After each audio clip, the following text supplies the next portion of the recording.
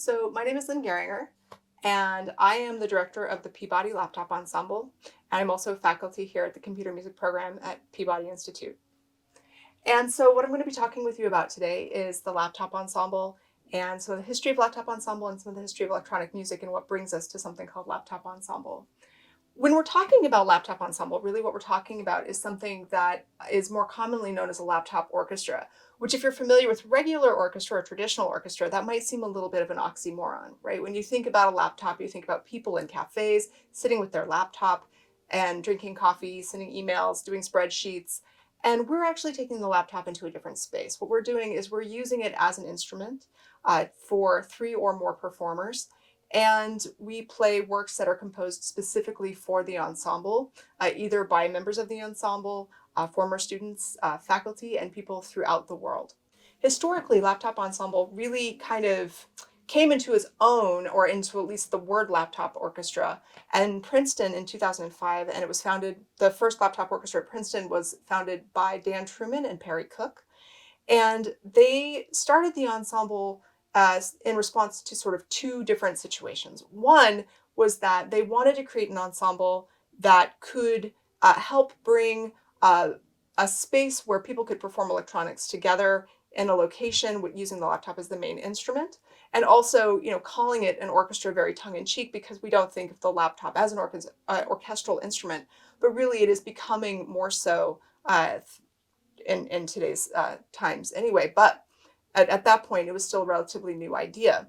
And they also worked with it because they were working with alternative controllers, and meaning different ways of controlling electronic music in the laptop, or building electronic instruments to perform electronic music, and wanted to create a way for them to bring other performers together to present this music in a concert setting. As it evolved over time, the laptop orchestra has spread to many different universities, including Peabody, where we have our originally was started out as the Peabody Laptop Orchestra, and eventually it evolved to the Peabody Laptop Ensemble. Originally, it was started with by Meg Shadell, who proposed that to the institution. And so we have been working with that for the past 4 years. I'm the current director, as I already mentioned.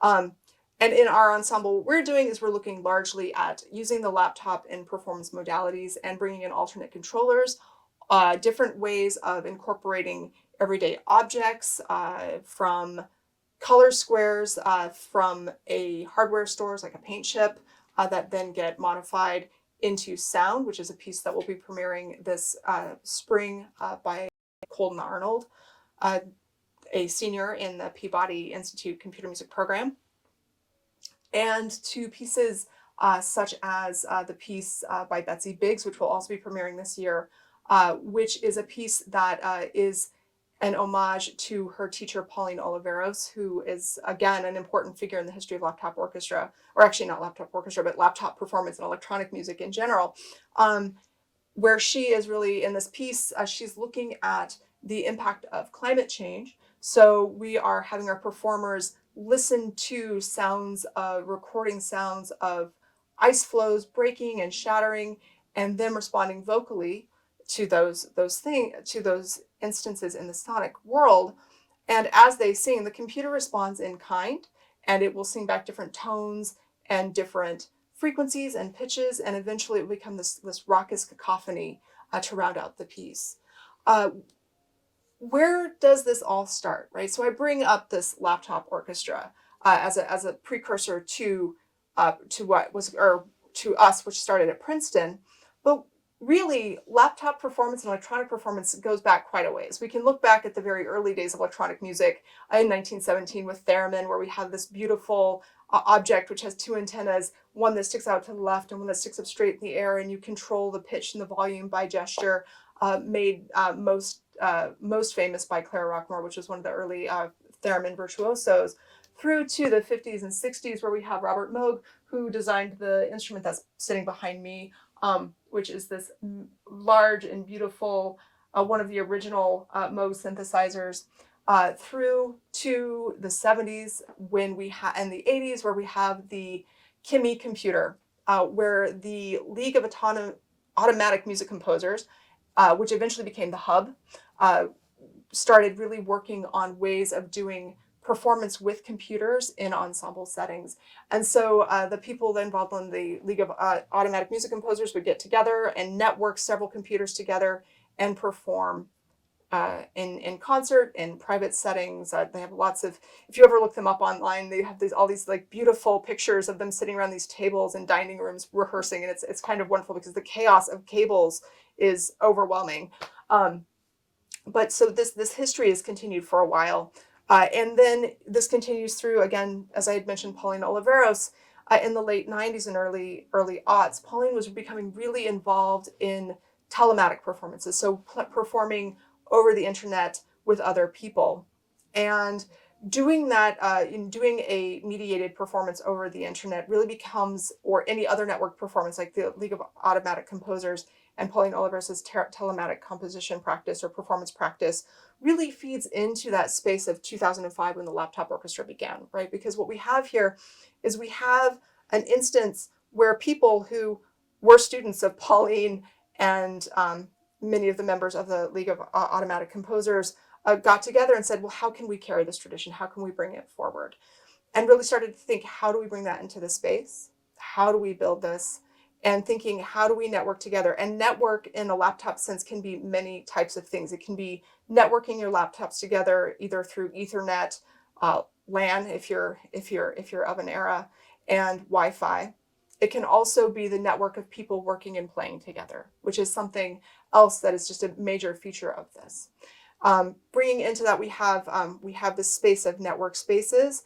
Then we also have a space of spatialization, right? Space becomes a very key feature of these kinds of performances, because what happens in these is we particularly in Peabody Ensemble, but historically in Laptop Ensemble, really are invested in the idea of live music happening from multiple sources, right? Like the idea of a laptop ensemble is that each person is producing their own sound. When you go to an orchestra, you will see a violin, you will see a cello, and you hear those sounds originating at the point where those people are sitting. And this is a key feature in a lot of laptop ensembles where they might have something called a hemispheric speaker, which is a single speaker a single speaker unit that actually has 6 speakers in it that are pointed in different directions to try to create or simulate what would happen were this an acoustic instrument where there's a point of origin that's spreading the sound outwards. So wherever the performer is around the space, we have this spatialization happening. To what we're doing in our ensemble, where we work with hemispheric speakers, but we also will work with 8 to 11 other speakers at the same time, so that we can have everyone is networked together through our main mixer, and everyone's sound is being spatialized through the space, so that the sounds that we're creating come from each individual performing it, but also are then moved throughout the space, so that we continue that space of like connectivity and connection as a physical location. The Princeton Laptop Ensemble, is sort of the foundation of what becomes the laptop orchestra that we think of today. And one of the things that really stands out them is that they have these dynamic physical performances, and they've really sort of set the standard for what a lot of people are looking at. But throughout the United States, there's a lot of really great ensembles that are taking that model and adapting it and modifying it. Some of the ones that really stand out to me are, say, Wayne State, where Juwan Park and Edward Stump, who's the current director of that ensemble. They both vacillate back and forth with who's running it, are really doing some really innovative work. Juwan does a lot of really interesting compositions for various devices that are portable, especially cell phones. He has this great piece that we performed a couple years back called Singaporean Crosswalk, which allows the performer to sort of navigate around the space. So I was talking about that spatialization, so they can grab their cell phone or their laptop and like walk around the space while performing this piece. We're actually performing one of Edward Stump's pieces in the concert coming up, which is a piece for networked laptops where there are 4 people actually performing video live that are networked, and then the performers in the ensemble are improvising to what's happening on the screen with instruments that they've designed.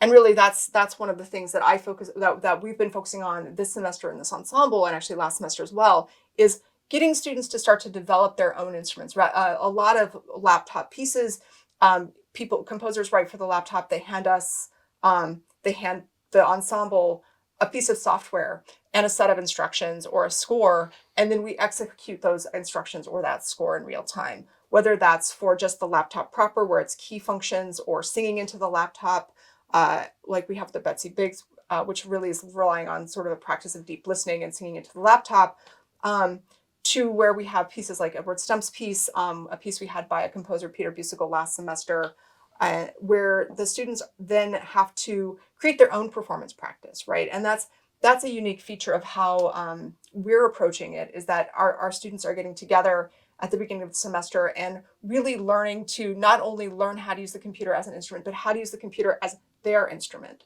right? When you start off making electronic music, a lot of times we learn by working in something called a digital audio workstation, or a DAW. And so what you do is you make recordings, or you work with recordings you find from other people or samples, and you put together these intricate pieces, whether they're electroacoustic pieces that are these beautiful lush soundscapes to dance, EDM music and techno. We have this particular practice, but performance is not necessarily the way that we think about that, right? Like we're often the composer who then hears the music and then sends it to the world through Spotify or YouTube or whatever you're sending it out in. But that space of, unlike any other music making, that space of performance is sort of either an afterthought or something we don't even think about doing. And so what this ensemble does is it allows students the chance to say, oh, wait, I can take this very private studio practice and then I can present it to the world through another space. And not only can I present this to the world in another space, I can continue on the entire history of the world's history of music, and have it be a collective performance practice where we're all engaging in a collective space of music making.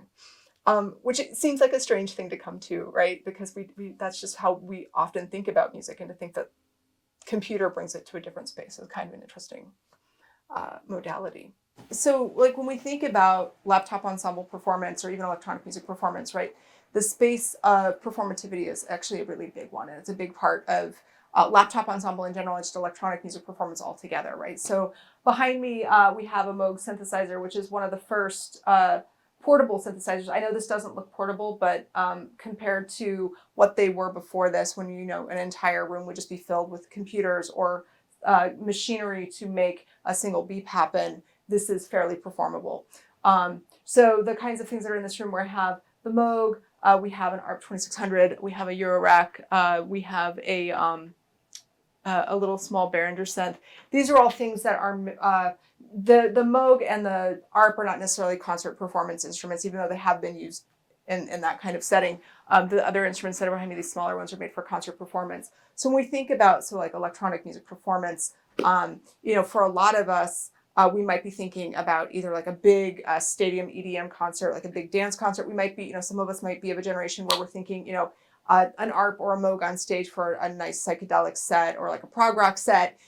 That when we think about the history of electronic music performance, that's where most of us are, right? Like where most of us are in sort of like the pop world. And so when we start thinking about things like electroacoustic music or laptop ensemble performance, we're thinking about a different way of thinking about performance altogether.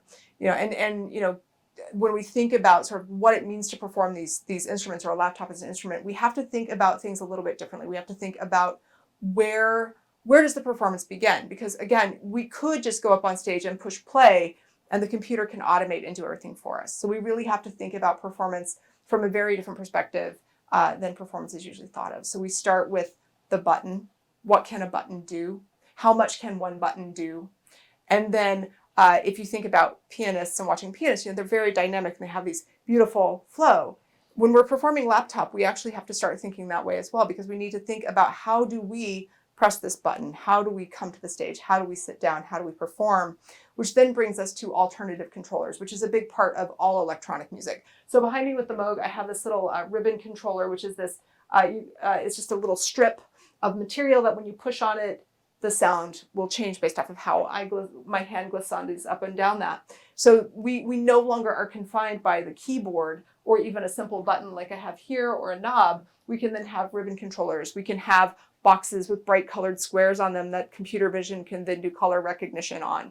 We can work with joysticks, which is a very common controller used in all electronic music performance now, but in particular Laptop Ensemble uses a lot of joystick controllers, to bones or some other kind of material that people can use in any way. One of the softwares we use a lot is something called Maximus P. And the main feature of Max is that with Max, there was actually a commercial for it a few years ago that said anything can be a controller. And in many ways, that's true, right? Anything that makes sound, the computer can then listen, and through machine listening can respond.